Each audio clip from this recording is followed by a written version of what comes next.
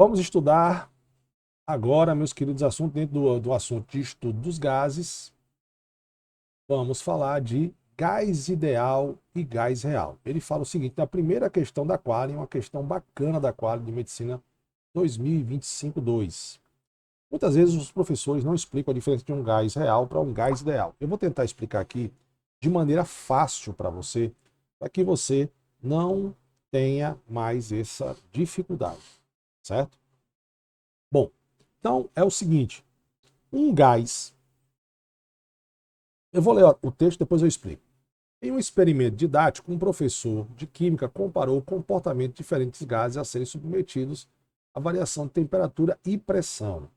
Ele destacou que, para simplificar os cálculos e para prever o comportamento dessas substâncias, considera-se o modelo de gás ideal que se baseia a uma série de pressupostos teóricos. Gás ideal.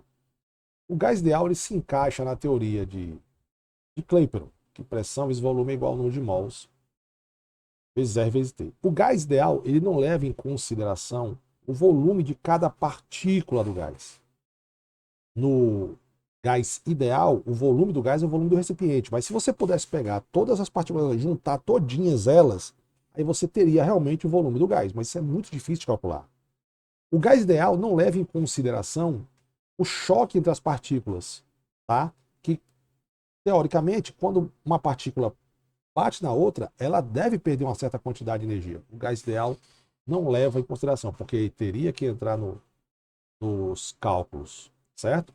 Então, a partir dessa abordagem, os alunos puderam compreender melhor como o gás se comporta em diversas condições. Assim, o modelo de gás ideal é amplamente utilizado para descrever o comportamento de gases em diferentes situações. Sobre o modelo, assinale a alternativa correta. Então, um gás ideal é aquele que não leva em consideração as forças de interação entre as partículas. Uma partícula está passando pela outra, porque os gases estão em grande movimento ali, tá? Uma partícula, ela passa pela outra, tem uma interação intermolecular, tem uma atração. Então, o gás real leva em consideração essas atrações. O gás real leva em consideração que uma partícula, ao se chocar com outra, ela pode perder energia. O gás real ele não leva em consideração que o volume do gás é o volume do recipiente, né? O volume do gás seria o volume que ele está ali naquele recipiente, é o volume deles todos eles juntos. Entendeu? É como se eu tivesse várias bolinhas e pudesse juntar elas, né?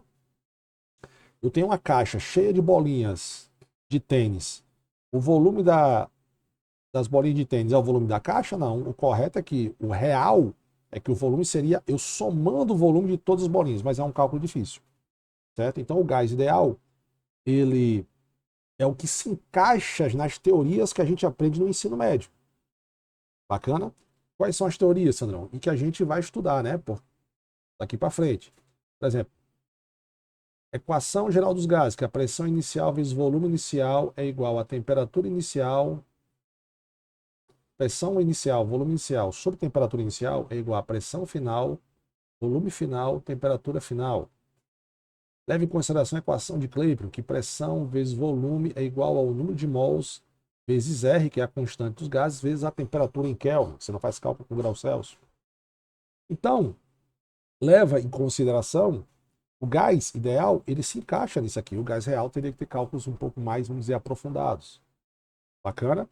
Então, partindo disso, o que é que a gente pode observar aqui? Que ele fala o seguinte, o modelo de gás ideal é uma representação exata do comportamento. Não, o ideal não é um comportamento exato, não.